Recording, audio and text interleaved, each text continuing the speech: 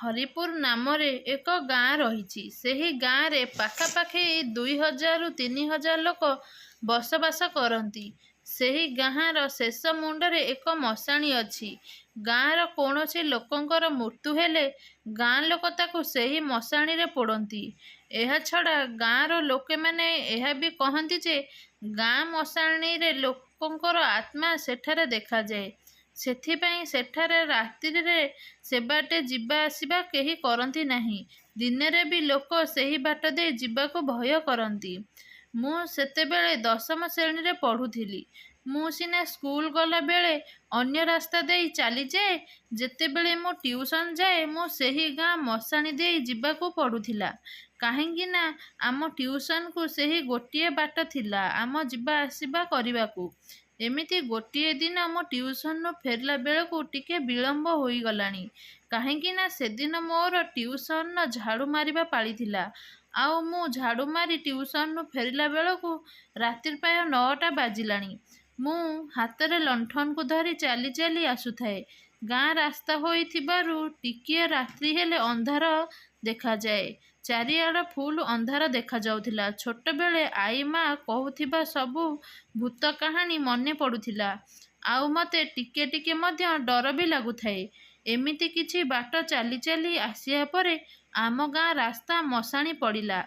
ମୁଁ ସେତେବେଳେ ମନରୁ ଡର ଦୂର କରିବା ପାଇଁ ଗୀତ ଗୁଣୁଗୁଣୁ ହୋଇ ଗାଇ ଚାଲିଥାଏ, କିନ୍ତୁ ମନରେ ଡର ବି ଥାଏ। ମୋର ମୁହଁ ଠିକ୍ ସେହି ମଶାଣି ଆଡ଼କୁ ଥିଲା। ଦୂରରୁ ଠିକ୍ ସେ ମଶାଣି ଦେଖାଯାଉନଥିଲା। ସେ ମଶାଣିର ଅନ୍ଧକାର ଭିତରେ କେହି ଜଣେ ଏପଟ ସେପଟ ବୁଲୁଥିବାର ମୋତେ ଦେଖାଗଲା। ମୁଁ ମନେ ମନେ ଭାବିଲି, କେହି ବୋଧେ ଶବ ନେଇ ଆସିଥିବ। ମୁଁ ଭାବିଲି ମୁଁ ଯାଇ ଦେଖିବି କାହାର ଶବ ଆସିଛି। ତେଣୁ ମୁଁ ଚାଲି ଚାଲି ସେ ମଶାଣି ଆଡ଼କୁ ଯିବାକୁ ଲାଗିଲି। ମଶାଣି ପାଖରେ ଏକ ବିରାଟ ବଡ଼ ଗଛଟିଏ ଥାଏ। ରାତିରେ ସେହି ବର ଗଛରେ ପେଚାମାନେ ଖୁବ୍ ବୋବାଉଥାନ୍ତି। ମୁଁ ସାହସ କରି ସେହି ମଶାଣିକୁ ଯାଇ ଦେଖିଲି ଜଣେ ବୃଦ୍ଧ ସ୍ତ୍ରୀଲୋକଟି ସେହି ମଶାଣିରେ ଏପଟ ସେପଟ ହୋଇଥିବି ବୁଲୁଛି। ସେହି ସ୍ତ୍ରୀଲୋକଟି ପାଖାପାଖି 65 ବର୍ଷର ହେବ। ମୁଁ ତାକୁ ଯାଇ ପଚାରିଲି, ତମେ ଏତେ ରାତିରେ ଏହି ଶୂନଶାନ ମଶାଣିରେ କାହିଁକି ବୁଲୁଛ?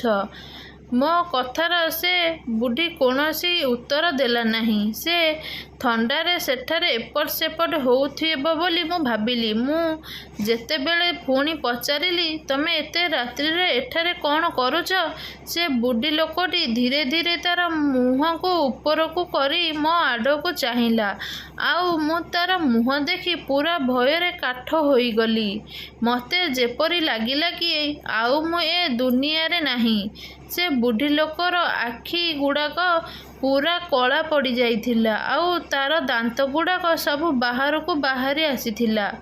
ଆଉ ମୁଁ ତା'ର ହାତର ଚର୍ମ ବି ଗୁଡ଼ାକ ତଳକୁ ସବୁ ଓହଳି ଯାଇଥିଲା। ସେ ବୁଢ଼ୀ ଲୋକଟିର ଏମିତି ଚେହେରା ଦେଖି ମୁଁ ସେଠାରୁ ଲଣ୍ଠନ ଫୋପାଡ଼ି ଗାଁ ଆଡ଼କୁ ଦୌଡ଼ିବାକୁ ଲାଗିଲି। ଆଉ ତାପରେ ମୁଁ ଯାଇ ଘରେ ପହଞ୍ଚିଲି। ଆଉ ସେତେବେଳକୁ ସମୟ ପ୍ରାୟ 10ଟା ବାଜିଗଲାଣି।